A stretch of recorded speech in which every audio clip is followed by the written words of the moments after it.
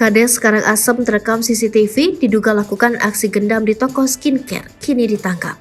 Tengah viral di media sosial, seorang kepala desa yang berasal dari desa Karangasem, Kecamatan Wonorejo, Kabupaten Pasuruan, Jawa Timur, ditangkap polisi karena terlibat dalam aksi gendam di Kabupaten Tuban.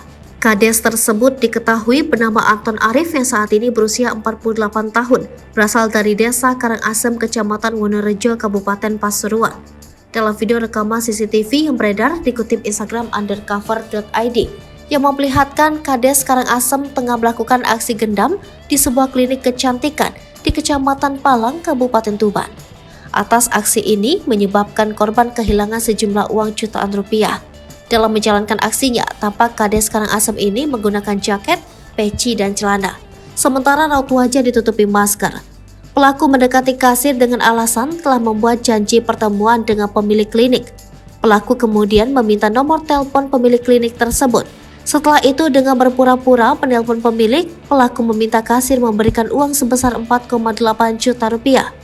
Aksi yang dilakukan oknum kepala desa ini bikin geleng-geleng kepala karena semestinya memberikan pelayanan dan contoh kepada masyarakat yang baik. Namun ini justru melakukan kejahatan. Unggahan tersebut sontak heboh jadi sorotan dan tuai beragam komentar warganet. Diketahui penangkapan terhadap kepala desa Karangasem Anton Arif dilakukan oleh Polres Tuban di salah satu masjid di Kecamatan Paciran, Kabupaten Lamongan, Selasa 30 Mei 2023 malam. Pelaku gendam adalah Kades asal Pasuruan, kita tangkap Senin kemarin malam. Lebih detail disampaikan Kasat Reskrim, kata Kapolres Tuban AKBP Suryono. Anton ditangkap atas tuduhan penipuan dengan modus gendam.